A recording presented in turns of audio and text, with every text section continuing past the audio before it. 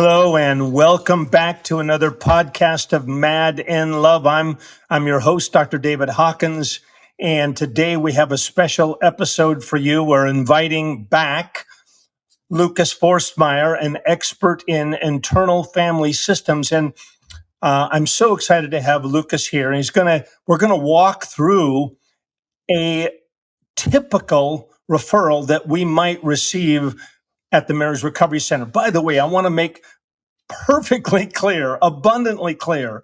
This is not anybody in particular. We're going to be talking about Mark and Jill. It is not your story. So if you hear yourself in this story, it is coincidental. I'm not picking anybody's stories. These are fictionalized names, but I've done this hundreds and hundreds of times. And so anyway, these are fictionalized characters with typical challenges that we face. And this is exciting because we're bringing a model to you all for you to consider as a way to work with yourself, as a way to work with your mate. If you're a clinician, this is a way to work with your clients. And it's an evidence-based model, internal family systems therapy, originated by Dr. Richard Schwartz. And anyway, Lucas is an expert, and we're excited to explore how IFS, we're going to be using that acronym, internal family systems, how IFS can shed light on internal struggles that individuals face. By the way, if you've watched the last podcast, I'm using it personally. I'm journaling about it. I'm thinking about it. I'm training in it. I have trained in it, not as much as my guests. So with that, Lucas, again, welcome. Thank you so much for being here. I know people have seen you now. They've probably gone to your videos and have some attachment to you, as I do. But tell us a little bit about yourself. Yeah. So first of all, thank you for having me back. I think most people who know me because I've roughly 5 or 6 years ago created a video series explaining IFS, and I've renewed it about 2 years ago. And I'm really passionate about this model because this model has helped me a lot personally, working with myself, but also working with the clients I've worked with. I've been teaching the internal family system, or I would call it personally parts work, because I'm not an official teacher of internal family system. I have studied it and I'm bringing it to coaches. And I really see the benefit that this model has in how coaches or therapists interact with their clients, how they can work with people. The distinctions it draws on the human psyche, I find incredibly helpful, and I find incredibly compassionate towards even very difficult and very challenging situations. So I'm excited to talk about this one that is not my main expertise, but where I'm happy to figure out how would internal family system, how would IFS look at this situation, and what might be helpful. Just a little bit more, and then we got to make sure we have time to we'll unpack this situation. But what I've really appreciated about this model is, and you used the word, Lucas, the compassion. Mm-hmm. Because typically what I have found with me and my different parts is I don't like that part. I don't want that part to be there. I don't want to be fearful. I don't want to feel sad. I don't want to feel angry. And yet this model says, slow down, create a little bit of space within ourselves, the multiplicity, the different parts that we all have, create some space and bring some love to these different parts and see what they have to say. Speak to that just a little bit, and then we'll get into our case study. So the model internal family system has a very interesting distinction that I think is genuinely helpful. And it's basically the distinction between the behavior a person shows, or the behavior that a person regularly displays in their life. And these behaviors may be incredibly harmful. They may be self-destructive in the sense of drug abuse. They may be detrimental to relationships in the form of emotional abuse. They may be horrible objectively. Yeah. But distinguishing the behavior from the parts of us that are displaying that behavior and the intent that those parts have. Because what IFS has found is that, number one, none of us are one entity, none of us are one thing, meaning that we all have different parts to us, some parts that have extreme behaviors, other parts that have well-adjusted behaviors, other parts that may carry pain from 50 years ago that we couldn't let go of. And not only do we all have parts, but every single part, and especially those parts that are displaying difficult, challenging behaviors, they all want something good for us. They all want to protect us. They all act from the impulse to protect this system. And within this impulse, they are doing the best they can, or oftentimes the best they could 20, 30, 40, 50, 60 years ago. Yeah. And they just use strategies that haven't been updated since then. And I think that distinction between the result of a behavior and actually being able to acknowledge this behavior is not helpful, and the intent of the behavior, what is the part trying to do with it, is a distinction that creates incredible possibilities to compassionately work with people, even though they are potentially doing horrendous things. And this is so incredible. And I'm sure there's some folks, Lucas, that are gasping a little bit, because we're at the Marriage Recovery Center, we specialize in narcissistic and emotional abuse. And we're not shying away from the word abuse, and don't hear Lucas saying abuse is okay. But the intent and the result is different. And so to shame someone, to blame someone, to accuse someone, it's not helpful. It just doesn't help. It doesn't create the spaciousness to really bring about the transformation that we're all looking for. We're all looking for it. We're on the same page here. But all right. So this is a story of Mark and Jill. Made up names, everyone. I tried to think about who calls the Marriage Recovery Center? Here we go. Jill, fictionalized name, is a 57-year-old married to Mark, who is an internal medicine doctor. And while the world reveres Mark, and she experiences another side of him, Dr. Jekyll and Mr. Hyde, by the way, while the world feels his endless caring and his willingness to go out of his way for them, she finds him to be controlling, selfish, dominating, and passive-aggressive. She feels this very immature side of him. Moreover, her efforts to bring these qualities to his awareness have failed. Not only have they failed, but he has retaliated against her for being so critical. All right, you can hear the story here, folks. So Jill's issues now have begun to take on a physical dimension. They've been married for 30 years, let's say. Her sleep is now fitful. She has chronic anxiety. She's prone to having rashes that the doctors can't fully explain. And she is tired much of the time. She's exhausted. She is anxious being around Mark and wonders when he will lecture her again. When will she disappoint him again? What will she do next time she tries to bring a concern to him? Her doctor tells her that her symptoms are a result of stress. Mark, who's also 57 years old, is equally frustrated. I don't know about equally, but he thinks he is, quote, just a guy with normal issues. He values his family. He resents Jill for not being satisfied. After all, he says, I've given you a fantastic lifestyle. Plus, I'm a nice guy. Indeed, he is well-liked in most areas of his life, though his anger has been an issue at times in his medical practice as well. Mark has low-level anger toward Jane. He thinks she punishes him with a lack of sex. He believes and tells her that she is just like her mother, whom both find insufferable in many ways. Mark consistently tells Jane she is making a mountain out of a molehill.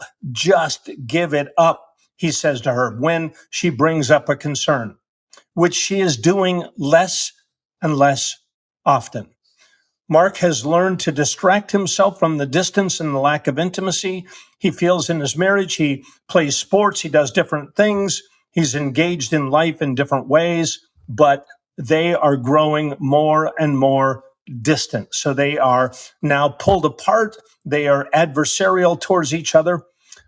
They've tried to keep all of this outside of the awareness of their children, but they've got 3 adult children who 2 of them are wanting to say to their parents, look, this is not okay. What's going on between you two? It's starting to affect us.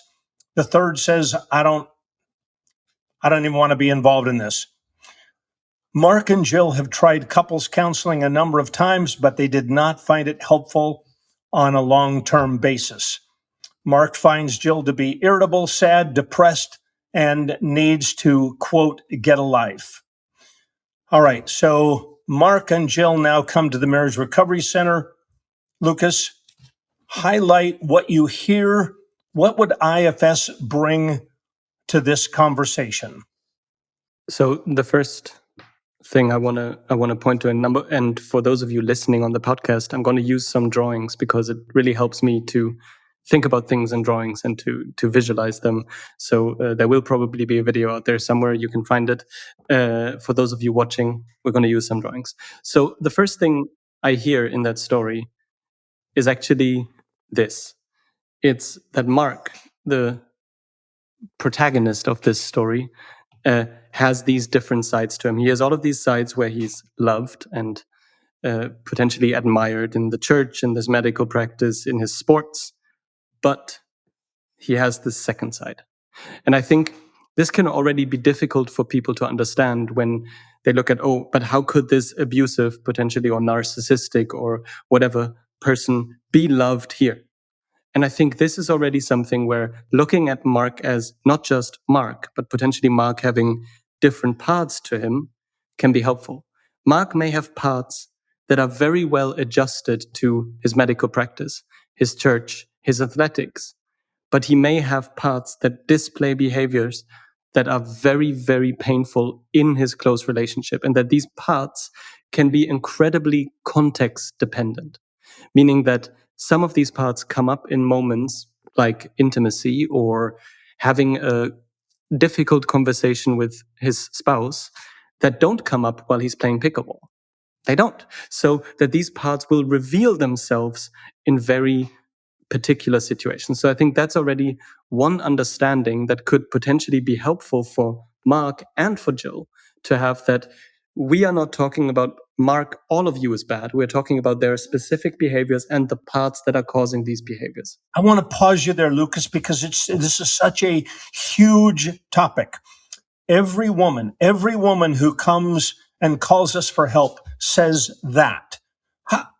How is it possible that Mark can be well liked? In fact, this is Jill talking. I watch him interact with he's the head of the medical society in our town, and he's revered, he's loved, he's kind, he's generous. He walks in the door, boom, he's withholding, he's irritable, he's passive aggressive. Now, say it again, because you just offered Jill some understanding of how this Dr. Jekyll and Mr. Hyde, by the way, that's probably our first even primer in multiplicity of parts, right? That this Dr. Jekyll, we already do have some understanding that, oh, yeah, Dr. Jekyll and Mr. Hyde are one person and many persons. Anyway, just say it again, because there are lots of women shaking their head going, how can this be? Is it me? Anyway, okay, go ahead. I think the important element is the fact that we all have these different sides. We all have Mr. Jekyll, Dr. Jekyll's, and Mr. Hyde. They may not be as extreme. There are some people who have very, very extremely different parts that may behave like one person in one situation and a completely different person in another situation. That would be somebody with a not very well integrated personality. But we all have these sides. And you can look at any person as an example. If you're in a specific situation, like for me, the perfect example is always, if I'm in a competitive sports situation, I just behave differently than when I'm spending intimate time with my partner or when I'm interacting with a 2-year-old. I'm in a very, very different space. And these different parts of me have actually learned different behaviors that are very oftentimes very fitting for the context that they're used in, but they may not be fitting in other contexts. And some of these parts can be incredibly healthy. I may have an incredibly healthy competitive sports part, and I may have not so well developed healthy interacting with 2-year-old parts. They may be not as well uh, established. So that's, I think, the very first understanding about humans. We all have these different parts. IFS would talk about this as having as starting from the multiplicity paradigm. We all have different parts, and depending on which of these parts are active in us, we will behave like slightly different humans. That is totally normal. That is totally healthy. It's just something that we often don't think about so much. And it is only a big problem if some of these parts that can take over in specific situations create extreme problematic behaviors. And then it's important to look at these parts that are creating the problems, work with those, and not just say, you are bad, you are horrible, because in essence, it's not you that is bad. It's not all of you. It's these parts that are creating these problems. And the more we can focus on these specific parts, the more efficient we can work. And especially if we're working with somebody who, and my guess would be that most of the men that come to the Marriage Recovery Center are not the men that are like, oh yes, I will tell you all my vulnerabilities and I will Right, open myself right. easily to you. That's If right. if you can talk to those men and saying, hey, there are many parts of you that are actually highly functional, highly successful, beneficial to the people around you. But there are some parts of you that are showing behaviors that are very harmful. Let's look at those parts. Maybe that's already a story that can actually allow it for people to open up more easily than saying, you're a narcissist. Let's look at you being a narcissist. And to carry it one step further, even Lucas, this is so good. Different parts have different agendas, correct? So Dr. Jekyll has a different agenda than Mr. Hyde does. Or last time, we're not going to go into this again. I don't want to cry today, but last time I talked about my pouty part, and that pouty part has a very different agenda than my, when I'm in my core self and I'm feeling loved and cared for and all of that good stuff, when I'm emotionally balanced. Oh my, get into my pouty part and I'm a different guy with a different agenda, different attitudes, different. Yes. And actually, I think one very important thing to understand here is you can look at these parts kind of like little humans in us, like little people in us. And these parts have different agendas. And the parts that are usually creating the biggest problems in our life are the parts whose agenda at first and foremost is protection. These are parts that are usually highly focused. And I draw this in here because they usually have tunnel vision on certain things they think or feel like they have to protect us from. So my guess would be that the pouty part has some element of, I could be hurt in this moment, or there might be a part in you. This would be what's called an exile in IFS. So these parts that are actively trying to protect us are called protectors. And the parts that we all carry that still carry hurt from the past are called exiles because they're often pushed aside in our inner system. And these protectors may work very hard to not feel certain pain, to not feel certain shame or sadness. And when they are in a situation where they think, oh God, that sadness may come up. And my guess would be also in you working with these men with these narcissistic or emotionally abusive tendencies, that there's actually a lot of fear and a lot of shame in their systems. It's just buried very deeply. And that these parts that are displaying the dominant, the dangerous, the hurtful behaviors have the sense of, oh God, that's way too much. We cannot feel that. So let's do whatever we can to control this situation and to make sure we stay away from that pain. And these parts that do that then get such tunnel vision that when they are in that survival camp, the only thing they care about is keeping this system safe. That may mean that that system is not doing so well, but that's way less important right now than keeping this system safe. Tunnel vision. So everybody hear that. So when I'm in my pouty part, man, that is, I am in my pouty part. And then you're going to get to this, Lucas.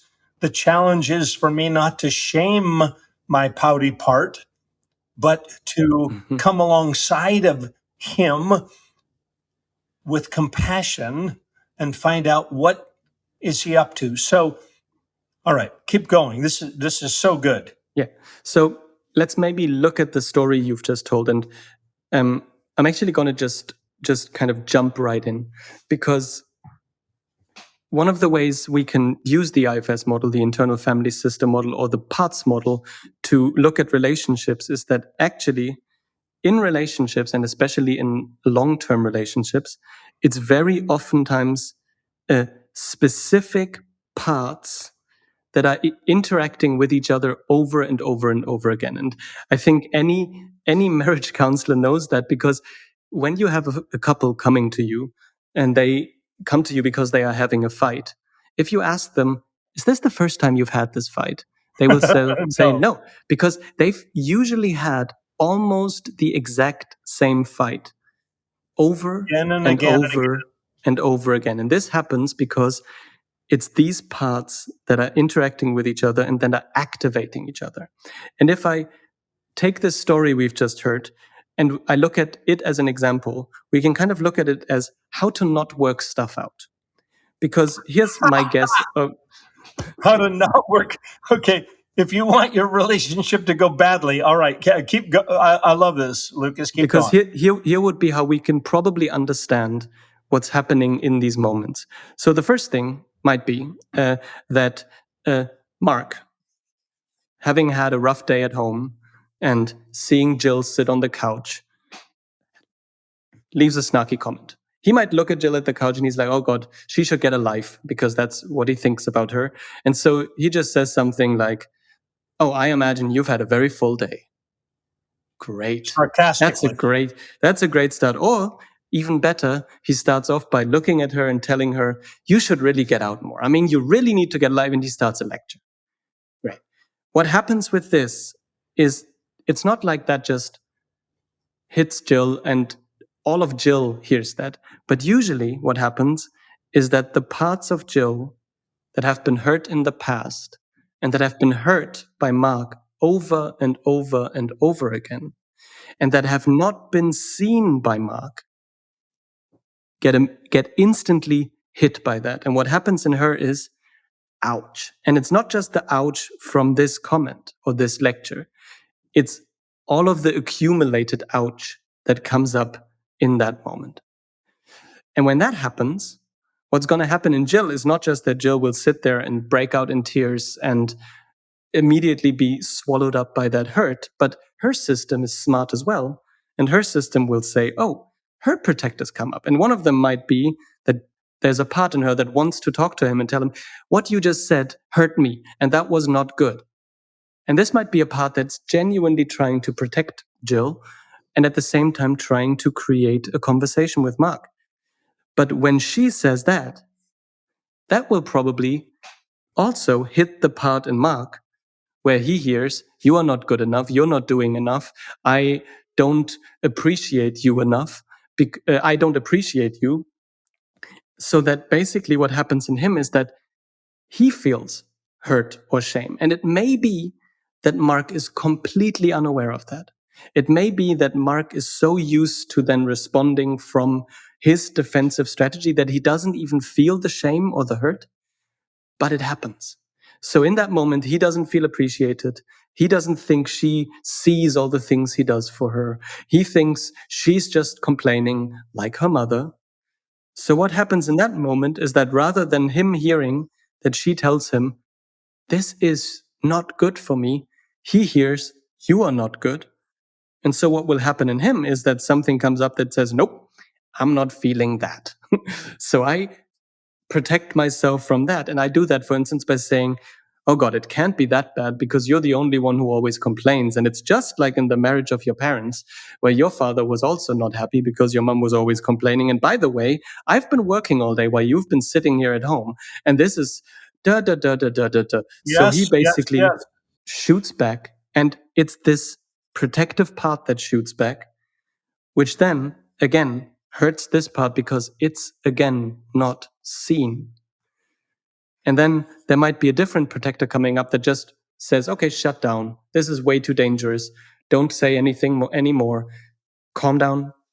And then what we have is that we have a dynamic where this will just go back and forth and back and forth and back and forth and back and forth.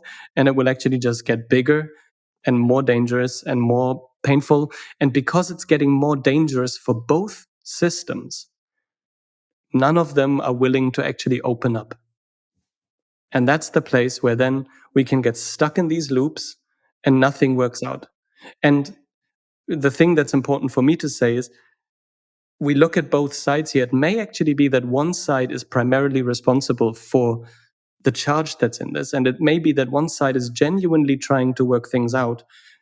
But at the same time, if this interaction happens over and over again, the protected parts, even in the side that wants to work things out, are going to come online and they're also going to get stronger. And that may mean shutting down. That may mean withdrawing. That may mean giving the other person the silent treatment, whatever it is. But we're going to end in a side where we only have the protective parts interacting with each other. Totally. And that's what we see. And maybe speak to this, Lucas. So if protective parts if they get stuck in that place, then the wounds get bigger and bigger and bigger, and healing doesn't occur. Because I think you've used this word, vulnerability. So vulnerability is going to be key, but my goodness. In a situation like that, you would be ridiculously dumb to bring up your vulnerability. Oh my goodness. Okay, that surprises me that you said that. But but just let's just be real. If you're in a situation where the best where you can reasonably expect that yeah, even if you were to show vulnerability, the other person would still react with their defenses, yeah, it would not be very smart to reveal that vulnerability. That's why also if we talk about what would be helpful to help these people, the first thing, if we look at counseling or also individual work, would be we need to create a system that's safe enough so that vulnerability can be shown. Okay, so yeah, this is clinicians and couples. As you're watching this, take notes here. All right. So, and I think this is important for me to also just say. So, in these interactions, and you said the parts get more and more hurt, and I think that's true to some degree. I think another large element is that the parts that are already hurt just get re-aggravated and re-aggravated and re-aggravated. And Yes. these exiled parts we have, which are often actually very, very young, oftentimes the protectors we have are very young too. So the parts that defend themselves or that pout or that do whatever, they're oftentimes also using strategies that are very fitting for a 4-year-old that may not be as fitting for a 50-year-old anymore. But these parts that are exiled, they want to be seen. They have a deep need to be seen and to be acknowledged. So when these parts get hurt over and over again, and if I then try to speak to my partner and tell my partner, hey, this hurt, and rather than that part being seen, it gets hurt again, that just charges up the situation more and more, where then also the protector parts will become more and more vigilant and more active because they think, oh, these parts could get hurt again, and they could get hurt again, and they could get hurt again. So if we want to then figure out a way where these protective parts can withdraw a little bit and relax, and we find a way where maybe these exiled and hurt parts and vulnerable parts can actually be seen and acknowledged, we will have to create a situation that's safe enough. And to create a situation that's safe enough, IFS or this parts work model would look at that and say, the only way to do that is to rely on the thing in us that's not a part. So the IFS model looks at us all as having many different parts, but we also all have a place in us that this model calls the self, that could be compared to what Christian traditions might call a soul and what other traditions might call the Buddha nature. But if you look at it very, very simply, it's a place where we can be present with ourselves and with others. So if we want to have a better conversation, the first thing we will need to figure out is how can both parties in this conversation have enough self present so that they can, in the case of Mark, probably at first listen to the other. So for Mark to listen to Jill, tell him how things hurt her, will mean that all of these parts we've just shown, the part that says, no, this is not coming on, I'm belittling, all of the part that will leave snarky comments, that those parts that will want to come up in those situations, that have come up hundreds, if not thousands of times in the past to protect Mark. Mark will have to be in a place internally where he can make those parts relax a little bit so that he can actually, maybe for the first time, actually listen to Jill sharing with him, this is how it is for me. And let me tell you, it's not nice. And you are saying and doing things that make me feel bad. And for Mark to be able to listen to that without getting defensive, without shooting back, without justifying, without telling her, oh, it's not that bad, is actually very, very difficult. And I think it's easy to underestimate how difficult that is, especially if there has been a pattern that has been going on for years.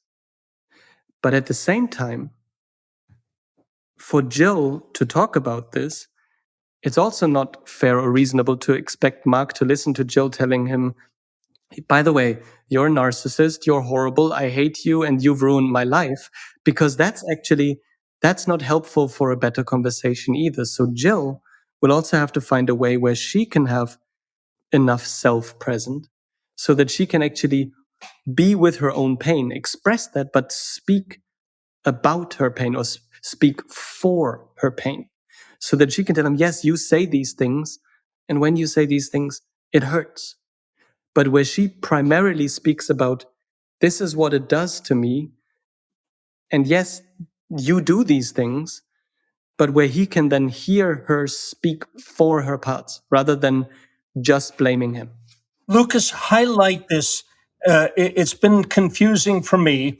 I've heard the cliche in IFS language, speak for your parts, not from your parts. Frankly, it's confusing to me because what I want to do, if I mean, if you were to ask me about, and we're not going there, by the way, we're going to stay with Mark and Jill. But if you were to talk to me, I want to tell you, yeah, I want to tell you I'm pouting because I'm thising and thating and thatting. I want to speak from my pouty part. It's awkward. I don't even know. Highlight what you mean there, because we want to teach clinicians. By the way, listen. Let's listen to this. How do we teach people to speak for their parts and not from their parts? Because I don't get it, frankly. Welcome to the club. So I think I genuinely think this may be the most difficult to clearly explain element of this whole process. Because, so in essence, what you said is 100% true. We all want to speak from our parts. Yeah. When we are blended, when I'm angry, and so my part is less pouty, I like to get angry. That's my wonderful strategy. When I'm angry, I want to let you know why I'm angry. And I basically want you to understand why I'm angry and to really make sure that you get it and actually by the way, I basically want you to feel bad about it and to say you're sorry because you made me angry. That's what I want to do. Okay. And that's the most natural way to feel when we are, and this would be again the IFS term, when we are blended with the part. Basically, when the part has taken over. That is how it feels, because in that moment we identify, we become one with this experience and with this view of the world. So it's only natural that we want you to fully feel this. I'm in it. I feel it. I want you to know it. Okay. And by the way, it's your fault. And by the way, it's your fault. But the problem is, if we do that, we will end up in Yeah, the same interaction Go we've ahead. had over and over and over again. Even if we might do it a little bit more consciously, and we might do it a little bit more slowly, and there's a third person there that's saying, oh yeah, we still have the same conversation. So speaking for our parts means that in some way we will have to have a conversation that actually feels a little bit less authentic. Because authentically, you want to pout and you want to tell the person that it's your fault. Yeah. Whereas if we speak for our parts, we will speak about, so this part of me really wants to pout. And it really wants you to know that it's all your fault. But even by me owning that I'm saying this part of me wants that, suddenly you can have more space to actually hear, oh, that's the part. And by me saying, this part of me wants to do that, I can see that this is what this part wants. And the crazy part is that even though it may be true that this part is also pointing to things you've done that are objectively, again, not helpful and that are objectively wrong, in the end, it is not helpful for me and for my part to just constantly point there, because if all that charge is directed at you, it again gives you no space to actually feel that, and it gives you no space to deal with that, because there's so much charge that it's so unsafe for you. So through me sharing, this is how this part feels, you have that little bit of space that you can actually digest it a little bit. And the challenge is, if I'm telling you something of how it impacts me and you care about me even a little bit, and you can maybe see, oh damn, yeah, I did say that and that was not very nice. The reality is you will feel bad about that. And if then there is still like 20,000 volts of extra charge coming in, that's just too much. So we need to slow it down, and we need to kind of create that space so that actually you can go through what's happening in you, and I can go through what's happening in me. Because if I also have to manage you, and our systems can't do that at once. All right, keep going. So we help this couple. It seems like another thing you're saying, Lucas, is somehow Mark and Jill need to acknowledge that they're both in pain and to have some compassion and curiosity with each other, why they're in pain, and they have some part to play in it. Is that a fair? That's a tough place to get to. It is and to me, this is the one place where I don't feel like I can speak to Mark and Jill personally, because I don't have that experience with the emotional abuse, and I imagine there might be some dynamics there that actually need more nuance than I can bring by just presenting black and white IFS. But basically, yes, what you're saying is true. We need compassion from both sides. So if I try to visualize this again, it would be Jill sharing, these things hurt. But rather than Jill's exiled part dumping all that charge on Mark, it's Jill with some self-energy sharing, this hurts. And the reality is, if Mark is actually listening, and if Mark can see that, it will bring up his exiles. It will bring up his shame. He will see, oh God, yes, I play a part in this. And that will bring up shame. And that will bring up sadness. And that will bring up all of those elements that He can usually bottle up by just saying, nope, I don't feel that. But all of those things, if he is truly listening, will come up. There's no way that they can't. So then actually, the important part is to help Mark to deal with whatever is coming up in him, which may be something that he has never done before. It may be something that he, in his 60 years of life, he has never actually let those feelings of hurt or shame come up. So he may need a lot of support to actually then be able to feel that, to create that little bit of space again. And that may take a session, that may take also individual work where he actually needs help with that, because this is not easy. But if now Mark becomes completely overwhelmed with his own pain, we're again missing this, because then it's suddenly, oh, yeah, but look at me too. Look at how painful this is for me. And we're suddenly in a place where Jill, again, doesn't get seen because suddenly Mark is so overwhelmed by his own pain. And we will have to find a way where Mark can feel, oh, this is what happens in me.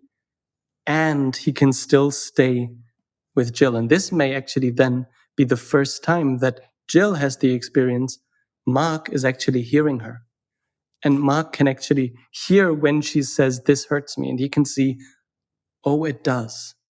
This may be the first time. And it may be that this takes time to get to. But if we can do that, we can actually get into a place where suddenly these two can have a completely new way of interacting that they may not have had for decades, because there is that bit of space. Lucas, I think you've answered this, but I want to just highlight a point. So in this story, Mark defends himself by saying, it's not that big a deal. It's not that big a deal, Jill. All your complaints, all of your concerns are exaggerated. And so then Jill says to me, I can't reach him. I can't reach him. And Mark says to me, it's not that big a deal. It's not, I wish you would just let it go. Happy wife, happy life. We've got a family, we've got money. My goodness. We're living the dream. So if that's what's going on in a session, then using this model, we would say there is a part here.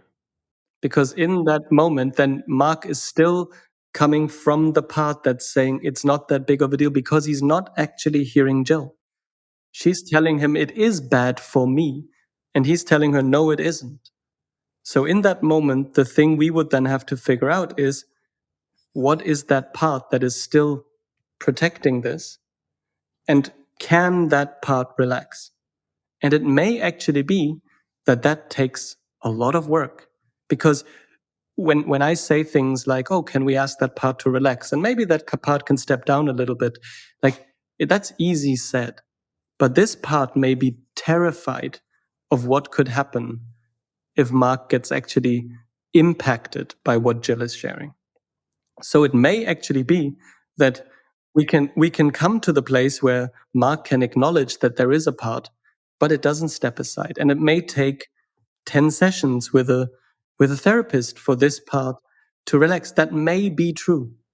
But at least we can then have the map of, there is still that part in Mark that is holding back this impact. And at least then Jill gets actually seen in the fact that she cannot get through, because she can't. So clear and so good, Lucas. This, by the way, that what you've just highlighted is every referral that comes to us. He has learned to be defensive. That's literally every referral. He is defensive, he's dismissive, he's dominant, and Jill, can't reach Mark. And yet Jill, by the way, would say, I don't think he really cares. To which Mark says, actually, I do. So I love what you're saying, Lucas, and I think we've got to begin to bring it to a close. But any summary comments? This has been so helpful And it excites me. It's transformative. This model is transformative for the Marks and the Jills if both, I think you would agree with this, if both would come with an element of curiosity and compassion. If we can generate a little bit of curiosity and compassion, we can then create some safety, and then they can have what you have called a better conversation. But summary thoughts.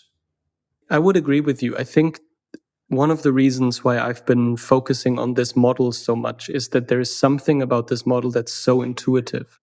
Because I think even those of us who may be not very self-aware, which I think there is a certain personality type that is not very prone to looking inside and not very Sure. prone to doing that, and that's okay. It's just that it can create very big problems. But even those people, they know this experience. They know that everything's okay. Then somebody looks at me strange, and suddenly I get really angry. Then she says something, and suddenly I feel this rage. And they may even know this experience of, she says something, it hurts, then I get angry. So Yeah. because we all kind of know this experience, this model is so intuitive. We can talk about, and these are parts. All of these parts have positive intent, but these parts can create problems. And we can look at what's happening in your relationship through this lens, and we can actually help these parts find new ways. And I actually think that's, most people can get it. And it actually has such a de-shaming, that's a word Richard Schwartz also uses, such a de-shaming message. Yeah. That just by looking at it like that, it's like we can feel less shame about what's happening in our world. That doesn't mean we shouldn't take responsibility for it, because it's Right. also easy to say, oh, this is just my part, this is not mine. That's not a helpful way to deal with it. But it can give I'm not a bad person because I have these impulses, but it's actually something I can look at, and I can maybe help to find better paths in my life. Lucas, I love this. I love this. And I have to bring us to an end of today's podcast. But I hope everybody, I hope you have found our discussion to be insightful. I hope you feel like it brings to you and your situation just another lens to look at your life through. And even that, by the way, Lucas will agree with this, just even looking at your situation through another lens, that creates a little bit of possibility. It's an opportunity. So you can hear Lucas's expertise and his drawings and diagrams, the application of internal family systems. I hope it's helped you to think about your situation in a new way. And we invite you to reach out to us at the Marriage Recovery Center and reach out to Lucas. So, Lucas, how can they reach you again if they want to look at your videos and access your work? The best way is to just go to YouTube. It's Lucas Forstmeyer, so Lucas with a C, and Forstmeyer. I hope YouTube will recommend that because it's hard to spell. But there are links to my website, lucasforstmeyer.com, and yeah, you can find me there. Thank you so much. All right, listeners, if any of this resonates with you, you can always start by visiting our website, www.marriagerecoverycenter.com, to book a free 20-minute phone consultation with one of our trained client care specialists and learn about how to start getting help from us. And if you enjoyed this episode, please take a moment and leave us a 5-star review and subscribe to our channel to be notified of upcoming episodes. Until next time, I'm Dr. David Hawkins, signing off for Mad in Love. Take care. God bless.